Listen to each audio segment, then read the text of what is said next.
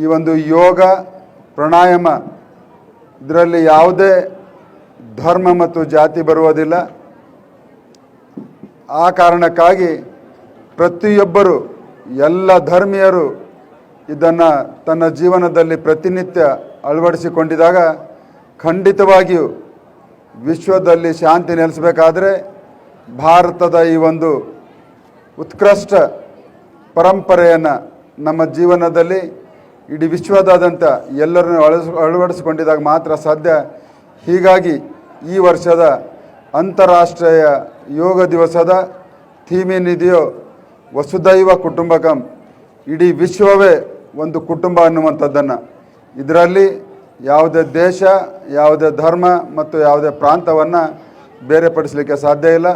ಇಂತಹ ಒಂದು ಯೋಗ ದಿವಸದ ಮತ್ತೊಮ್ಮೆ ಎಲ್ಲರಿಗೆ ಶುಭಾಶಯಗಳನ್ನು ಕೋರುತ್ತಾ ಎಲ್ಲರಿಗೆ ಶುಭಾಶಯಗಳು ಹೇಳ್ತೇನೆ.